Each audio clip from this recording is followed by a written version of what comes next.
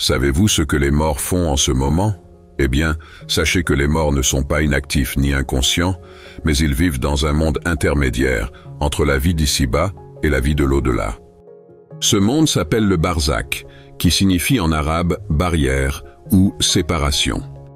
Mais qu'est-ce que le barzakh exactement, et comment les morts y vivent? Ce terme apparaît plusieurs fois dans le Coran, dans la sourate Les Croyants au verset 100 par exemple.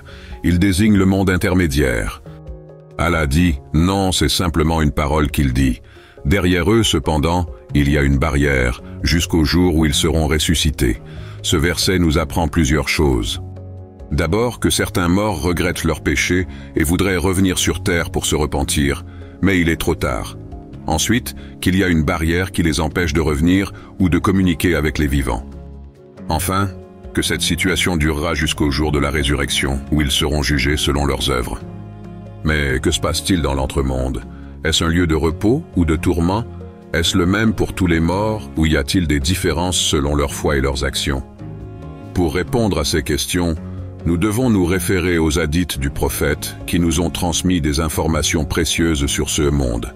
D'après les hadiths parlant du sujet, le barzakh est un monde qui a ses propres caractéristiques, différentes de celles du monde matériel ou du monde de l'au-delà. C'est un monde où les âmes des morts sont reliées à leur corps dans les tombes, mais sans être limitées par l'espace ou le temps. L'entremonde n'est pas le même pour tous les morts. Il y a une grande différence entre les croyants vertueux et les mécréants ou les hypocrites. Les premiers sont honorés, réjouis et rapprochés du paradis, tandis que les seconds sont humiliés, tourmentés et éloignés de la miséricorde divine. Cet entremonde est donc une sorte de préfiguration du paradis ou de l'enfer selon le cas. Prenons l'exemple des croyants vertueux.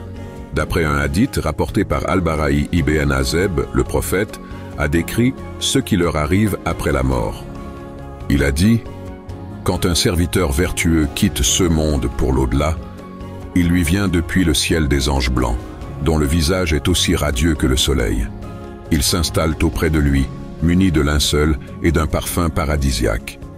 C'est alors que l'ange de la mort vient s'asseoir près de sa tête et lui dit « Ô bonne âme, sors pour jouir du pardon et de la miséricorde divine. » Quand l'ange de la mort reçoit l'âme, les autres anges s'en saisissent tout de suite et la mettent dans le linceul. Ils la baignent d'un parfum à la meilleure odeur de musc sur terre. Les anges remontent en portant cette âme, et chaque fois qu'ils passent auprès d'un groupe d'anges, ceux-ci disent « Quelle est cette bonne âme ?» Ils répondent « C'est celle d'un tel fils d'un tel », en employant les meilleurs noms que le défunt avait dans sa vie d'ici-bas. Arrivé au ciel le plus bas, on en sollicite l'ouverture qui sera obtenue sitôt demandée. Au niveau de chaque ciel, l'âme est accueillie par les meilleurs et accompagnée jusqu'au ciel suivant, et ce, jusqu'à son arrivée au 7e ciel. C'est alors qu'Allah dit « Placez les écritures concernant mon serviteur dans les plus hautes sphères du 7e ciel, puis ramenez-le à la terre, puisque c'est à partir d'elle que j'ai créé mes serviteurs, et c'est en elle que je les retournerai, et c'est à partir d'elle que je les ressusciterai. » Ensuite son âme est ramenée à son corps, et 2 anges se présentent à lui, le mettent debout et lui disent « Qui est ton maître ?»« Allah est mon maître. »« Quelle est ta religion ?»« L'islam est ma religion. »« Qu'en est-il de cet homme qui vous a été envoyé ? Il est le messager d'Allah. Paix et bénédiction sur lui. Comment l'avez-vous su ? J'ai lu le livre d'Allah, et y ai adhéré et cru en lui. Une clameur dira depuis le ciel, mon serviteur a dit vrai. Préparez-lui un lit et des vêtements au paradis, puis une porte débouchant sur le paradis de sorte qu'il pourra en recevoir l'avant-goût et la fraîcheur. Quel honneur et quelle joie pour les croyants vertueux. Ils sont accueillis par les anges, présentés à Allah, interrogés avec facilité et récompensés par une ouverture sur le paradis. Ils sont dans une situation de bonheur et de paix, attendant avec impatience le jour de la résurrection où ils entreront définitivement dans le paradis. Mais qu'en est-il des mécréants ou des hypocrites? Leur sort est tout le contraire de celui des croyants vertueux. Le prophète, a-t-il dit, quand un serviteur impie quitte ce monde pour l'au-delà, il lui vient depuis le ciel des anges ténébreux, ayant une apparence effrayante. Ils s'installent auprès de lui, munis de tissus rugueux. C'est alors que l'ange de la mort vient s'asseoir près de sa tête et lui dit « Ô mauvaise âme, sors pour subir la colère et le châtiment divin. » Elle se répand alors dans tout son corps, mais l'ange de la mort l'arrache violemment, comme on arrache une branche épineuse d'un tissu mouillé. Quand l'ange de la mort reçoit l'âme, les autres anges s'en saisissent tout de suite et la mettent dans le tissu rugueux. Ils la baignent d'une puanteur à la pire odeur de charogne sur terre. Les anges descendent en portant cette âme, et chaque fois qu'ils passent auprès d'un groupe d'anges, ceux-ci disent « Quelle est cette mauvaise âme ?» Ils répondent « C'est celle d'un tel fils d'un tel », en employant les pires noms que le défunt avait dans sa vie d'ici-bas. Arrivé au ciel le plus bas, on en sollicite l'ouverture qui sera refusée. Allah dit « Placez les écritures concernant mon serviteur dans les plus basses sphères du 7e ciel, puis ramenez-le à la terre, puisque c'est à partir d'elle que j'ai créé mes serviteurs, et c'est en elle que je les retournerai, et c'est à partir d'elle que je les ressusciterai. » Ensuite son âme est ramenée à son corps, et 2 anges se présentent à lui, le mettent debout et lui disent « Qui est ton maître ?» Il dit « Je ne sais pas. » « Quelle est ta religion ?» Il dit « Je ne sais pas. » « Qu'en est-il de cet homme qui vous a été envoyé ?» Il dit « Je ne sais pas. » Une clameur dira depuis le ciel « Mon serviteur a menti. Préparez-lui un lit et des vêtements en enfer.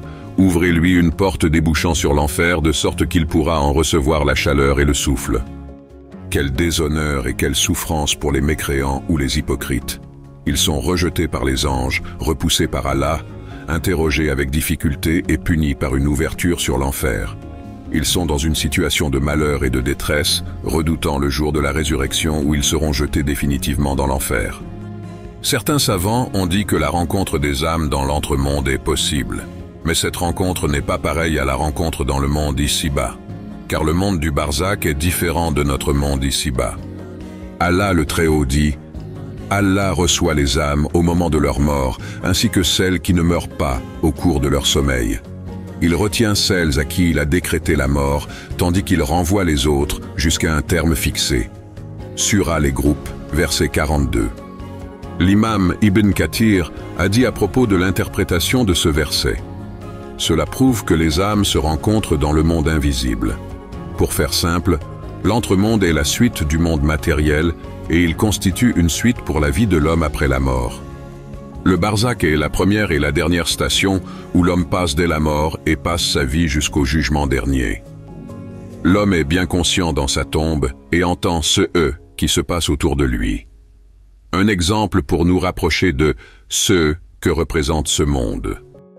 Vous avez sans doute tous déjà rêvé. Pendant le sommeil, des rêves arrivent alors que le corps est en repos sur le lit. Des images modèles apparaissent et s'agitent durant le sommeil alors que le corps reste immobile. Bien que le sommeil soit beaucoup plus faible que la mort, l'homme voit dans ses rêves des existants plus forts, plus grandioses, plus extraordinaires. Il est témoin d'activités, de mouvements plus forts, plus rapides. Il ressent des sentiments plus désagréables ou plus agréables. Le monde du barzakh est bien plus complexe et immense que le monde des rêves. Allah nous dit « Ne pense pas que ceux qui ont été tués dans le sentier d'Allah soient morts. Au contraire, ils sont vivants auprès de leur Seigneur, bien pourvus. » Ce verset nous prouve que la mort n'est qu'un titre car l'âme du croyant continue à vivre même après que le corps soit éteint. J'espère que cette vidéo vous a été bénéfique. Si la vidéo t'a plu, mets un j'aime et commente la vidéo. Ça aidera à ce qu'elle soit plus vue. Qu'Allah nous guide et nous protège tous.